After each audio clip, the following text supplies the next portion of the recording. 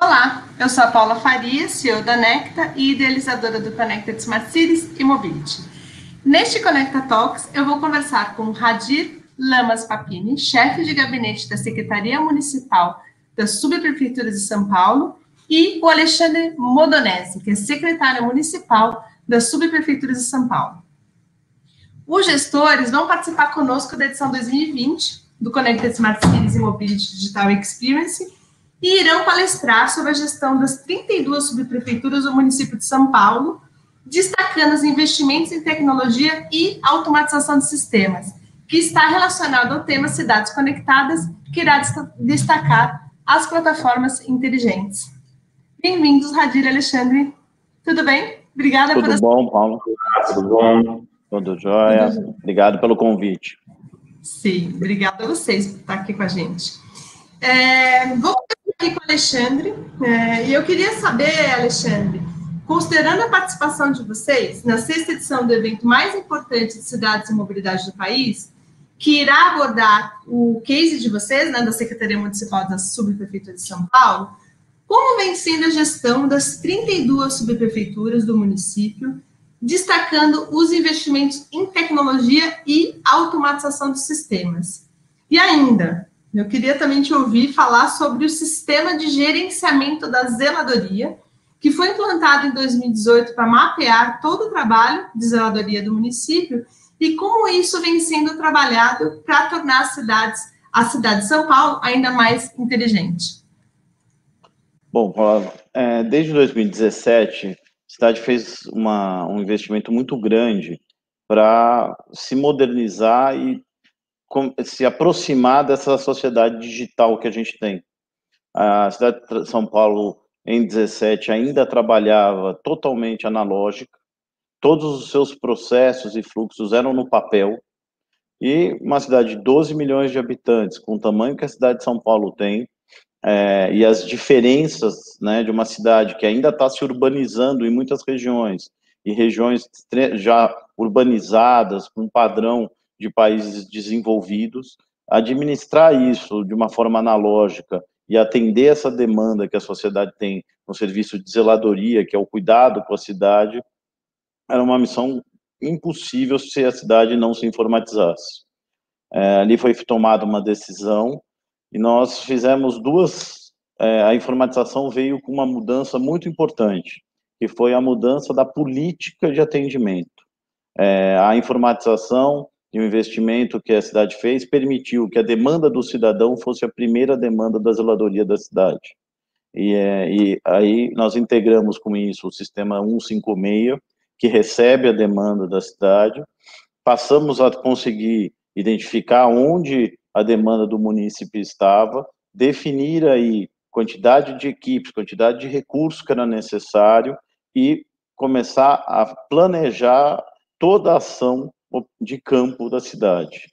Isso, passado aí 3 anos e meio, possibilitou que, de março de 2017, a gente tinha 250 mil solicitações no sistema de 156 da cidade, e hoje a cidade tem 9 mil, trabalhando em regime, aquilo que entra é executado. O tempo médio de atendimento nosso reduziu drasticamente, e isso possibilitou a gente ter uma cidade mais cuidada do que a gente tinha em 2017. Nada disso seria possível se a gente não tivesse investido em tecnologia para automatizar fluxos, criar mapas de calor, definir quais são as demandas, e aí sim colocar recursos também para contratar as equipes e poder trabalhar na rua. Muito bacana ouvir como a tecnologia pode ser transformadora, né? Porque nos números que você apresentou são realmente expressivos em relação ao que vocês tinham de notificações e como isso diminuiu. E eu acredito que, eu não sei, depois você pode comentar se vocês fizeram alguma pesquisa com os cidadãos, né? Essa percepção dessa mudança de tempo. Mas eu tenho mais uma perguntinha aqui, Alexandre. No que consiste o sistema SGZ? Eu queria que você me contasse o que significa e detalhasse um pouquinho aqui para a gente como é que funciona esse sistema. O SGZ é um sistema de gestão de zeladoria, ele é uma plataforma de Smart City que integra desde a solicitação do munícipe até o planejamento, o encaminhamento disso às empresas terceirizadas. Então, a demanda do município chega, isso cai hoje no smartphone das equipes na rua, então vira uma ordem de serviço na rua. Isso é feito, o serviço, é tirado uma foto antes, durante e depois, para a gente ter isso no banco de dados. Todos os quantitativos de serviços que são feitos, corte de grama, quantos metros quadrados de corte foi feito, tapa-buraco, quanto de massa foi utilizado, tudo isso é fechado na ordem de serviço eletrônica. Isso volta para a subprefeitura checa se a realização do serviço está contento. Ao fechar a ordem de serviço, o munícipe recebe a resposta que o seu serviço foi executado e a data em que ele foi executado. Todas essas informações ficam disponíveis. A medição que paga as empresas, que antes era no papel, passou a ter um relatório eletrônico, então no final do mês, o pagamento tem ordem de serviço, número de ordem de serviço em sequência do que foi realizado, e a empresa é paga em cima dessas ordens de serviço. Então, é uma automação total do sistema, a gente consegue monitorar diariamente se tem algum local que começou a aparecer alguma demanda adicional que não estava acontecendo. Isso possibilita que a gente identifique o porquê que isso está acontecendo, porque que de repente num lugar que não tinha uma demanda muito grande começou a aparecer, e a gente realoca a força de serviço da cidade para aquele lugar para atender. A gente conseguiu fazer ações conjuntas, colocando equipes de algumas subprefeituras, trabalhando em alguns dias em outras subprefeituras, para atender mais rapidamente, e conforme que o serviço é dinâmico, e também surgiu uma coisa interessante, quando as pessoas começaram a solicitar mais. Como a prefeitura demorava muito para atender, a gente tinha menos entrada do que a gente tem hoje. Quando a gente passou a responder mais rapidamente ao cidadão, ele passa a solicitar mais serviço da prefeitura, né? E isso também fez com que a gente tivesse que planejar melhor, porque a gente planejou inicialmente para atender uma demanda aí de 500 ordens de serviço por dia, e a gente passou a ter uma solicitação de mais de 1.000. E isso fez com mas muito em cima dessa resposta que a prefeitura começou a dar. A pessoa percebe que o serviço, ele pede, ou o serviço é feito, ela passa a pedir, ela acredita que ela vai ser atendida. Então, o SGZ é um sistema que possibilitou a gente acompanhar desde do pedido, a operação e a parte do pagamento e gestão de contratos. Ele é uma plataforma que integra tudo. Então, hoje eu sei quantas equipes tem em cada subprefeitura, quanto ela custa, quanto a gente está gastando mensalmente com elas, e há 3 anos atrás, essa era uma informação que a cidade, para ter, tinha que ligar nas 32 subprefeituras e pedir. Que loucura, né? E aí você está falando de várias coisas, de produtividade, de eficiência, enfim, de redução de custos. É possível hoje a cidade saber qual é a melhor equipe do mesmo serviço, né, diariamente, a produção de uma equipe, a produção de outra, e a gente chamar as empresas que eram ruins e falar, olha, sua produtividade está muito baixa, o que está acontecendo? Né, por que você produz tão pouco? Como cidadã e moradora de São Paulo, eu fico orgulhosa de ouvir isso, porque é isso que a gente quer, tá? Política pública eficiente, produtiva, que sabe que cobre, enfim. Gostei de ouvir essa sua explicação, Alexandre. Mas eu vou agora perguntar aqui pro Radir, que eu adorei o nome do sistema Tô Legal, que legaliza o comércio nas vias públicas de São Paulo. E eu queria que você me contasse, Radir, quais são os benefícios dessa plataforma, de que forma ela incentiva o empreendedorismo e quais são as tecnologias que vocês utilizam para esse sistema. Legal, Paula. Quando nós chegamos aqui na secretaria, a gente percebeu que o comércio de rua é uma coisa que todo mundo sabe, é uma realidade, ele é presente, ele existe, desde as bancas de jornal, que são comércio de rua, bancas de flores e todo esse universo que tem de gente que trabalha na rua. A gente não tinha uma estrutura organizada para poder cuidar disso, entender isso. Isso ficava, para você ter uma ideia, controlado nas subprefeituras, em ficha Cardex, era uma coisa super manual, né? Então, a gente começou a estudar uma solução que a gente pudesse fazer isso de uma maneira organizada e acessível para as pessoas, né? Então, criamos o sistema Tolegal, onde a gente consegue ter o cadastro de todos os TPUs, que são os termos de permissão existentes da cidade, né, e esse acompanhamento, e conseguimos criar, botar em prática o termo temporário de utilização. Eu acho que é o grande diferencial do Tolegal, que é aquele termo que a pessoa, numa plataforma web muito simples, ela entra, ela se cadastra, ela escolhe um local na cidade, sem interferência nenhuma, que ela quer trabalhar, vai falar o período, quantas horas, quantos dias, e ela tem aquele local para ela trabalhar legalizada. Então, traz dignidade para essas pessoas que estão na rua, às vezes há muitos anos, sem conseguir se legalizar. Ela passa a ser um negócio, ela passa a existir na rua como um negócio, e de uma maneira totalmente eletrônica, desburocratizada, simples, sem interferência nenhuma externa, e sem realmente se tornar o proprietário daquela área na cidade, daquela calçada, daquele trecho que ela usa, porque ela é temporária, né? O sistema, inclusive, ele permite, você pode fazer até 3 meses a sua licença, depois de 3 meses você renova, e quem renovar primeiro fica com aquele local. Então, você realmente tem uma rotatividade na cidade, dos comércios de rua, da comida de rua, que é uma coisa que está moderna, muito presente, e a gente consegue, a prefeitura consegue ter uma ideia desse público, do que está acontecendo com o comércio de rua, quem são as pessoas que estão nele, que tipo de produtos, que demanda que tem na rua, quais são os locais que tem mais demanda ou menos demanda. Então, pela primeira vez, a cidade tem uma ideia, informações e pode desenvolver políticas para o comércio de rua, que é uma coisa que cresce muito, há muitos anos já, né?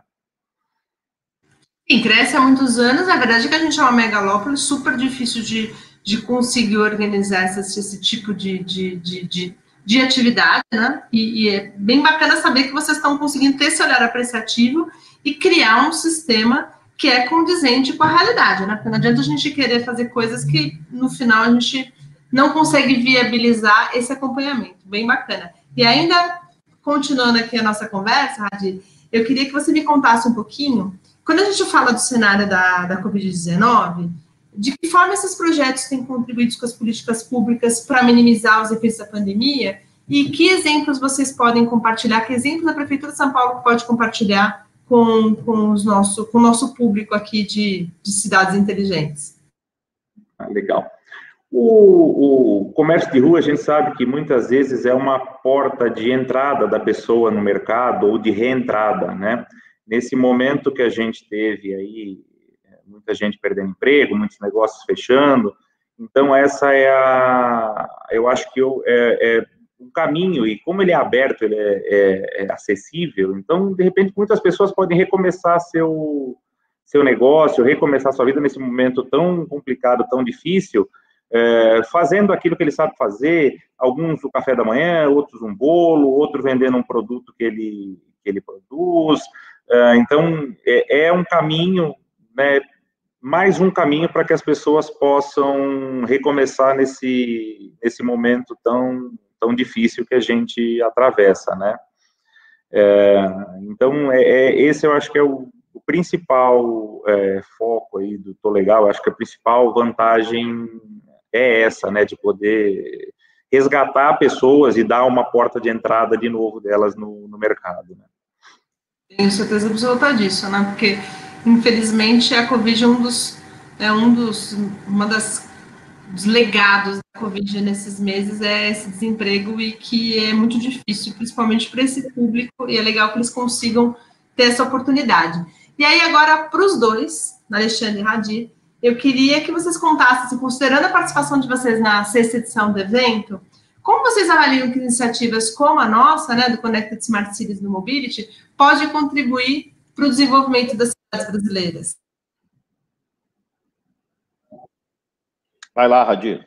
Olha, eu sou um grande apaixonado aí por essa questão de smart cities e de informação e tecnologia. Eu acho que nós temos que mudar o conceito, né? Eu acho que principalmente as cidades, a administração pública, ela ainda é muito analógica e a gente precisa realmente divulgar o que está sendo feito, entender as novas tecnologias, passar isso para o maior número de pessoas para a gente poder ter uma nova sociedade. A gente está numa sociedade hoje que está acostumada a pegar um celular, pedir comida, está acostumada a pegar um celular, pedir um carro, daqui a pouco a gente vai pedir o carro e o carro vai vir sem motorista, e a administração pública não pode ficar no tempo do carimbo. A administração pública não pode ficar no tempo do Cardex. A gente tem que acompanhar isso e utilizar essas tecnologias, todo novo arsenal de ferramentas que a gente tem para poder fazer uma administração pública condizente com o que as pessoas querem, com o que as pessoas têm no resto da sua vida. E eventos como esse do Conecta são fundamentais para a divulgação desse tipo de informação e tecnologia e conhecimento e ideias, né? Bom, eu acho que o Conecta possibilita, primeiro, trabalhar tecnologia com a realidade brasileira, diferente de outros eventos internacionais, que você vê exemplos de países muito ricos.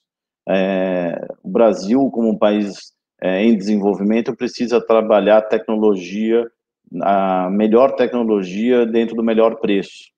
E as boas práticas que você tem na administração e ferramentas de empresas que fazem isso com a realidade brasileira é o grande diferencial do Conecta, que a gente ver que tecnologia no país serve e a um preço, o melhor preço possível para o retorno que ela dá. Acho que essa é a contribuição que o Conecta traz, a gente poder discutir o nosso país e como a tecnologia faz a gente evoluir na gestão pública. Com certeza, essa é a nossa proposta, colaborações, a gente conseguir realmente reunir o ecossistema e de forma colaborativa e também de troca de boas práticas, a gente conseguir construir políticas públicas como as que vocês falaram aqui, né? Então, acho que a fala de vocês tem tudo a ver com o nosso trabalho. O que a gente quer realmente fazer com que essa troca traga para os gestores públicos cada vez mais informações, tecnologias e projetos para a gente conseguir crescer e desenvolver as cidades de uma forma que atenda aí a necessidade desse cidadão conectado que o Radir comentou, né? Que ele quer que o gestor público, a gestão pública evolua com a tecnologia. E para finalizar, eu vou fazer uma pergunta para vocês dois, né? Agora a gente vai para o campo do mundo ideal, né? Vamos esquecer um pouco o mundo real, vamos para o campo do mundo ideal. Qual que é a cidade dos sonhos para vocês? Como seria a cidade dos sonhos para vocês? Agora pode começar, Mandolês. Acho que a cidade dos sonhos é a cidade em que o cidadão é a prioridade, a rua é ocupada por esse cidadão, que a cidade vive, uma cidade segura, a cidade ocupada por quem mora. É uma cidade onde os serviços estejam com facilidade e atendendo rapidamente o seu munícipe. Eu acho que integrar todos os sistemas, seja público, federal e municipal, e você conseguir proporcionar bem-estar a quem mora na cidade, é a cidade dos sonhos de qualquer gestor público. Muito nessa linha, eu acho que a cidade do sonho é a cidade user-friendly, né? É a cidade que você sabe aonde você consegue as coisas e o que você tem que fazer. É uma cidade que não seja agressiva, né? Uma cidade que você se sinta parte dela e que você possa tanto opinar como você possa entender o que está sendo feito, saber o que está sendo feito de uma maneira muito mais acessível. E eu acho que o caminho é esse mesmo, o caminho é o da tecnologia ouvindo, né? Uma tecnologia que ouça a demanda e consiga criar a resposta. E é por isso que o Connected Smart Cities, o slogan dele são cidades inteligentes, humanas e sustentáveis, porque a gente compartilha aí dessa visão de vocês da cidade dos sonhos, que é essa cidade que é para o cidadão, né? Então, a tecnologia ela tem que estar a favor do cidadão, e o cidadão ele tem que participar das decisões da cidade. Então, por isso que a gente sempre fala que o nosso projeto também é desenvolvido de forma colaborativa. Terminamos aqui nosso papo, adorei conversar com vocês, eu gostei muito de conhecer esses sistemas e fiquei orgulhosa de saber que São Paulo está caminhando nessa trilha aí de boas práticas e de políticas públicas que atendam a gente, para a gente chegar mais próximo dessa cidade dos sonhos que a gente quer construir. Obrigada, bom dia para vocês. Bom dia, Paulo, muito obrigado pelo convite, prazer enorme de participar com você. Obrigado pela oportunidade da gente mostrar um pouquinho do que a gente está fazendo. Obrigada a vocês por aceitar o convite. Até a próxima. Tchau, tchau. Até mais. Tchau.